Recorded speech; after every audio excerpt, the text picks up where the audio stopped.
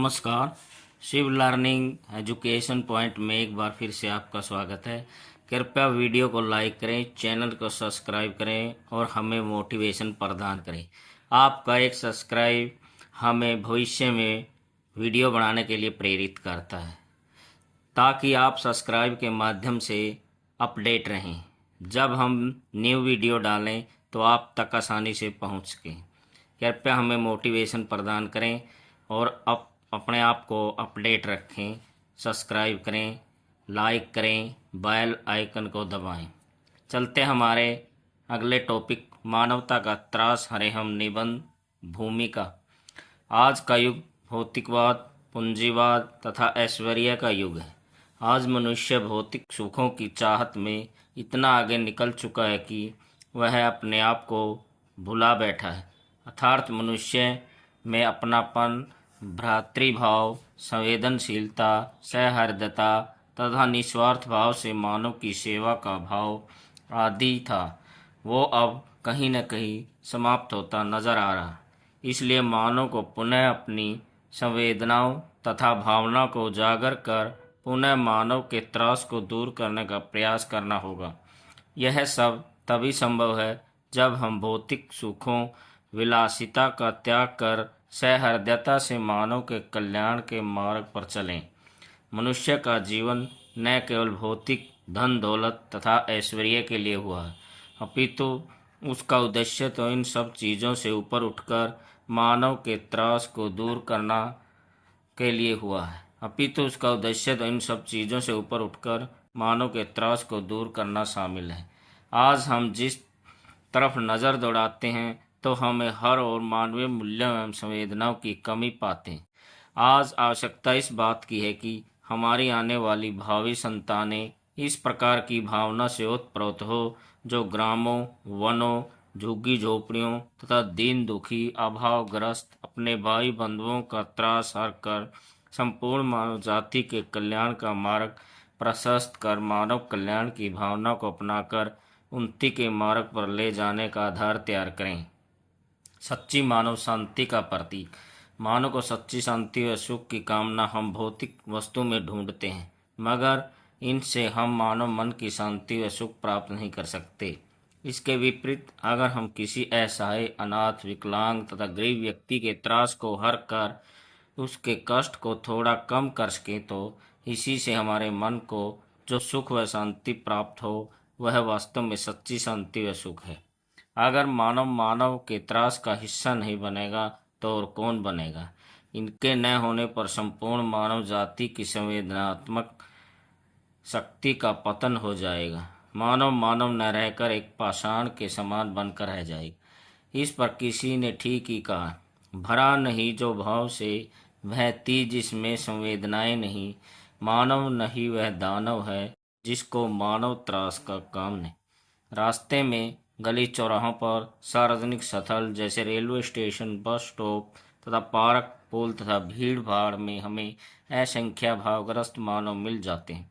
अगर हम उनकी जरा भी मदद कर देते हैं तो उनके चेहरे पर जो खुशी आती है उसकी तुलना दुनिया की किसी भी भौतिक वस्तु से नहीं की जा सकती।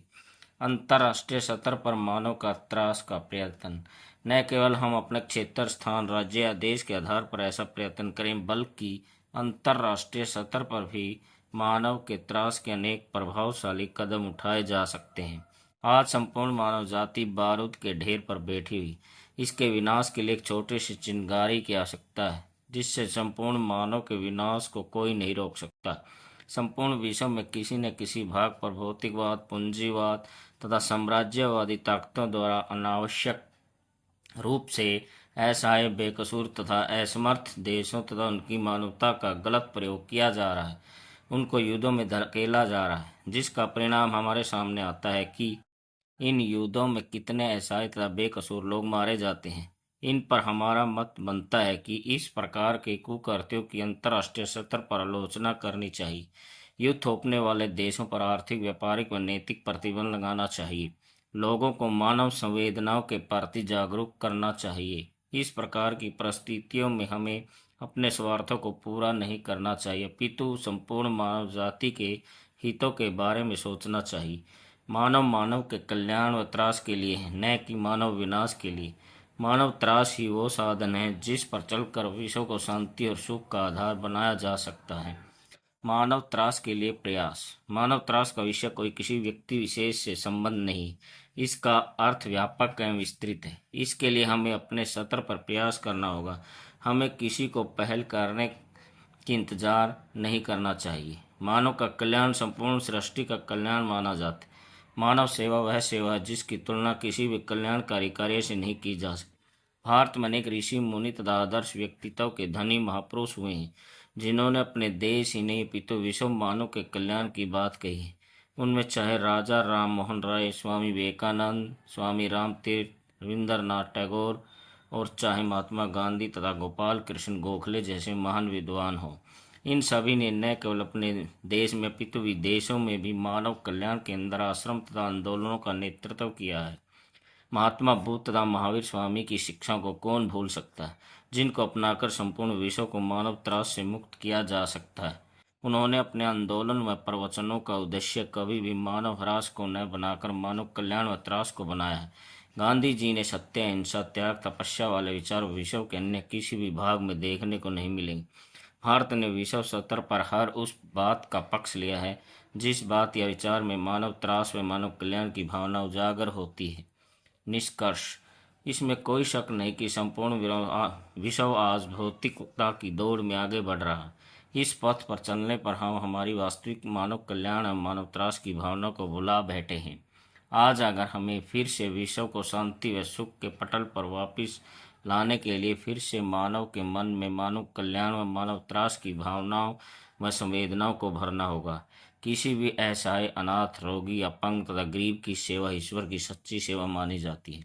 मानव त्रास से बढ़कर कोई दौलत या संपत्ति नहीं हो सकती जो हमें शांति व सुख प्रदान करे।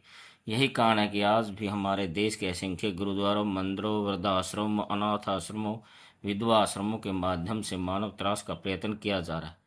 मगर यह प्रयत्न काफ़ी नहीं है। इसके लिए संपूर्ण मानव जाति को मानव सामने आकर अपने अपने स्तर पर मानव त्रास के कार्यों को बढ़ावा देना होगा। मानव त्रास का मुद्दा कोई एक पक्षीय न होकर बहुपक्षीय रूप लिए हुए है, जिसको जितना जानोगे उसमें उतना ही उतरते जाओगे।